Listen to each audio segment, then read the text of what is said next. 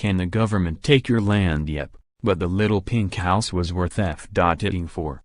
Like some sort of HGTV dream, Susette Kelo found a house in the perfect location and within her budget.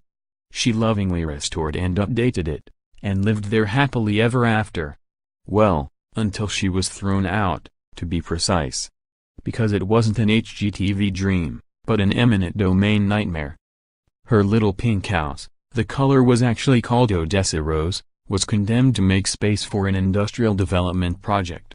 She fought the condemnation all the way to the Supreme Court, but, in what was something less than the usual rosy Hollywood ending, she lost. Her home was taken, her neighborhood was demolished, and then, adding insult to injury, the industrial redevelopment fell through and it turned out to have all been for nothing. More, social media firms want us addicted to approval. So much for Wi-Fi making us smarter. More, looking for solutions to mass killings? Start with punishing failure. And though the ending wasn't Hollywood rosy, her story is now the subject of a Hollywood movie, Little Pink House, starring Catherine Keener as Susette Kelo, Jean Triplehorn as the delightfully smug and manipulative leader of the redevelopment effort, and Callum Keith Rennie as Kelo's boyfriend and later husband. I was fortunate enough to get an advance screener, and showed the film, which opens later this week, to my constitutional law class at the University of Tennessee. You can see a trailer here. My verdict: Little Pink House is an outstanding and moving treatment of a legal issue that gets far too little attention, the extent to which the state can take your property away just because it thinks it has a better use for it. The Bill of Rights is supposed to protect your property.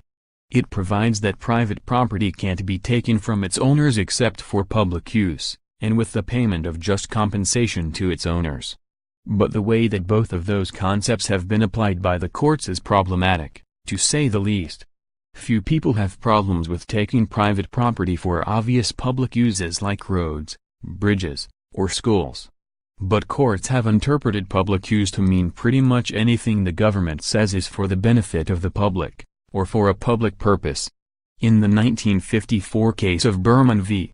Parker, the Supreme Court held that when the legislature has spoken, the public interest has been declared in terms well-nigh conclusive.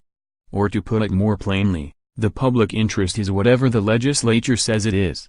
More, Cliven Bundy FBI debacle, another example of why the feds need to be leashed policing the USA, a look at race, justice, media as for compensation. What's considered just is basically the market value of the property.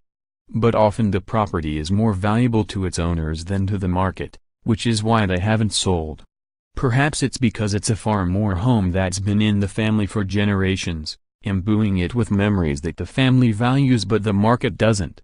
In Susette Kelo's case, she found a modest home that she could afford with a great water view. That wasn't something she could easily replace. The Little Pink House press kit notes that the filmmakers had a very hard time finding a similar location for filming, because there aren't a lot of really inexpensive houses with great water views out there, and she also valued her home because she had put a lot of her own sweat and effort into fixing it up, something any HGTV viewer should be able to appreciate. So when Pfizer built a plant, and the New London Development Corporation, an arm of the state of Connecticut, decided that Susette Kelo's house would be more valuable to the community, by generating more property taxes and jobs, if it were in someone else's hands, the law was pretty unfavorable. But Kelo fought, and took her case all the way to the Supreme Court. Unlike another film I sometimes show, the superb Brown v. Board of Education docudrama, Separate but Equal, there's no happy ending to Little Pink House. The case was argued ably by the Institute for Justice, a libertarian public interest law firm, but in the end, she lost 5-4. Susette Kelo had to move, her neighborhood was demolished, and then, in a harshly ironic development, Pfizer pulled out, and the former site of her house is now just a vacant lot, shown at the end of the film. Dissenting from the decision, Justice Sandra Day O'Connor wrote, "The specter of condemnation hangs over all property.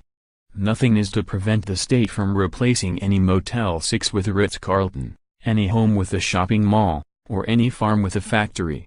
I think that's wrong, and, Judging by polls at the time of the decision, so did most Americans. In fact, a Christian Science Monitor poll showed that 93% of Americans thought the court got it wrong, and many state legislatures and Supreme Courts instituted statutory or constitutional changes to make taking private property more difficult, especially when the purpose is to transfer ownership to another private entity. Little Pink House is worth seeing, even if you're not a constitutional law student. Sure, the good guys lost. But sometimes it's worth fighting even when you lose.